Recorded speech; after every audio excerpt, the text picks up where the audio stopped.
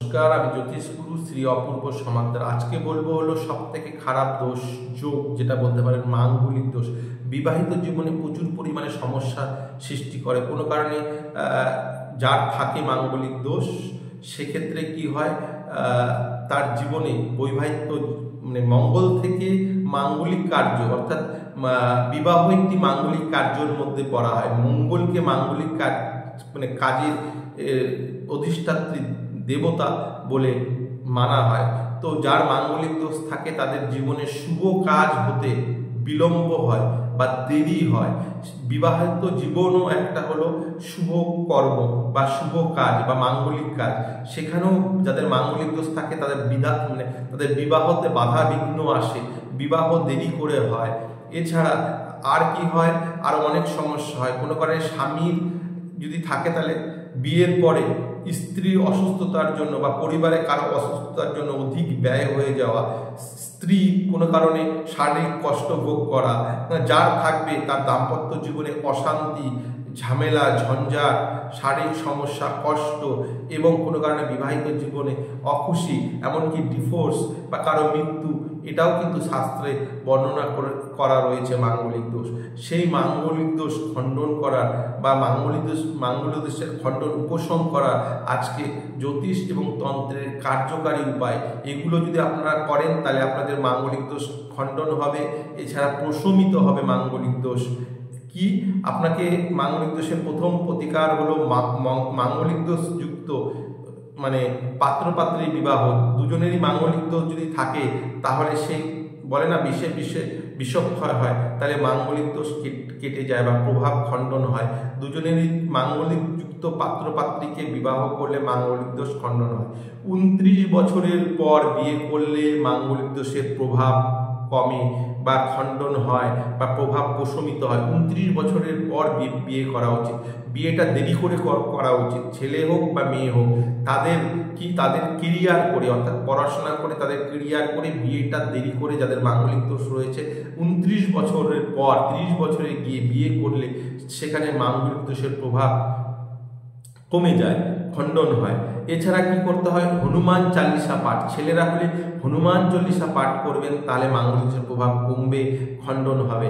আর মহিলারা হলে হনুমান চালিসা না, রামায়ণের সুন্দর কাণ্ড রোজ অল্প অল্প করে পড়বেন, নাহলে সপ্তাহে একদিন মঙ্গলবার হনুমান চালিসা ছেলেরা পাঠ করুন।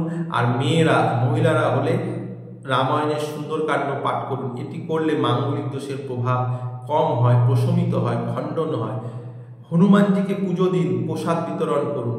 হনুমানজিকে মেটে সিঁদুর দান করুন কোনো মন্দিরে গিয়ে। গায়ত্রী মন্ত্র পাঠ করুন, দুর্গা বন্দনা করুন।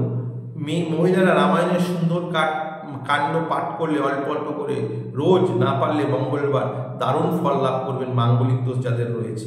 নিজের কাছে লাল রুমাল সবসময় ব্যবহার করুন।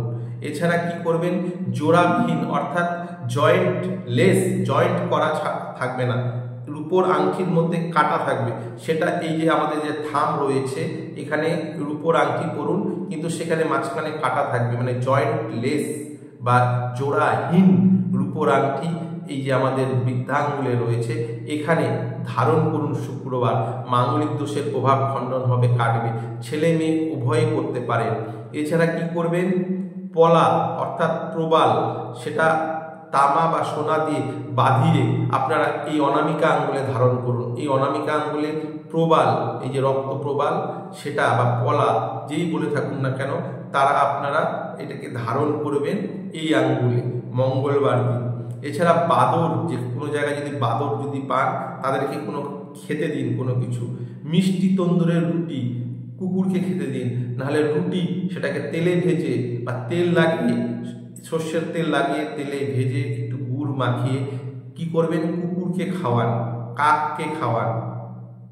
এছাড়া মন্দিরে মিষ্টি খাবার, মিষ্টি জাতীয় কোনো দ্রব্য অর্থাৎ মিষ্টিও হতে পারে, সেটা বিতরণ করুন।